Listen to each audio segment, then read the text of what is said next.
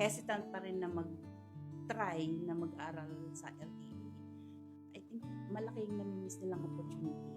Kasi ako si Marnelly, ang ginagawa ko sa Canada, I am a licensed financial advisor in Canada.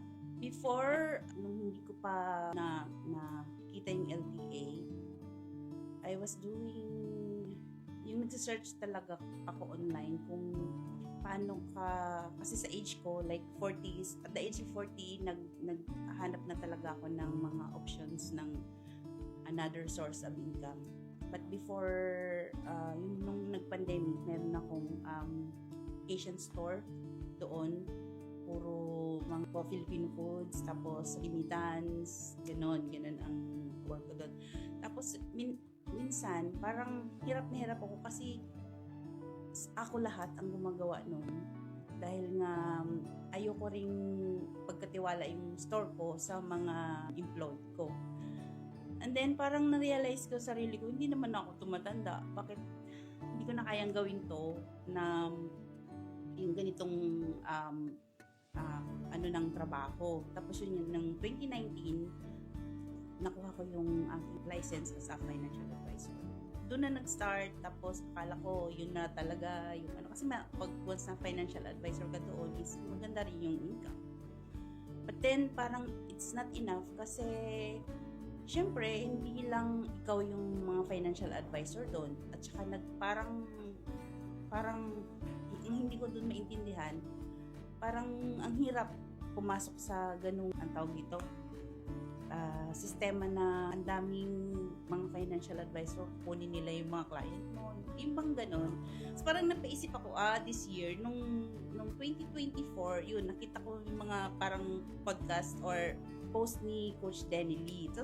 So after that, parang nag-aano na ako lagi. Kasi as a financial advisor, parang align din doon sa mga sinasabi niya. Yung lagi niyang mga yung mga sinasabi niya sa kanyang live. Content. So sabi ko, why not na mag-aral ako?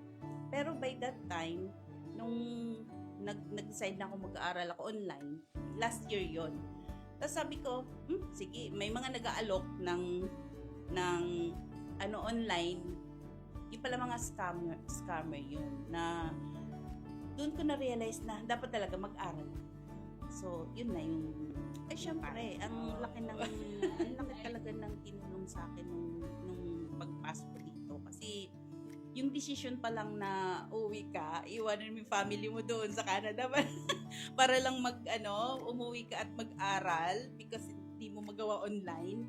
Yun yung talagang, ang inisip ko lang talaga is for yung future ng yung mga anak ko, tapos kasi yung asawa ko, din siya, although may business din siya doon, pero mahirap kasi yung business na yung physical work.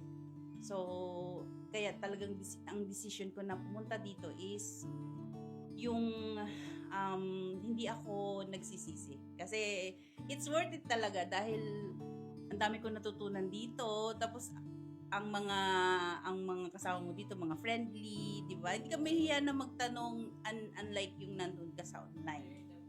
I think magiging positive naman ako na magiging maganda yung result. Ang kailangan ko lang talaga is mag-focus at saka i-apply ko yung pinag-aralan ko. Isa pa, ang talagang kaya rin ko gustong matutunan in person. Kasi iba yung learning in person. Kasi once na matutunan mo na to lahat, pwede mo na rin siyang ipasa sa mga friends or family na talagang hirap sa trabaho na yun, sa mga hesitant pa rin na mag-try na mag-aral sa LTE. I think malaking namimiss nilang opportunity. Kasi actually ako before ako nag-enroll dito, trinay ko talagang pag-aralan yun sa YouTube. Pero hindi katulad yung nakikita doon sa YouTube is hindi katulad ng learning mo dito kasi talagang hinihimay-himay yung ang dapat mong matutunan. So, sa akin lang, kung kayo dyan na gusto nyong matuto talaga ng pag-trading or kung may gusto kayong baguhin, mabago ang buhay ng family at yung the rest of your family, try nyong mag-enroll.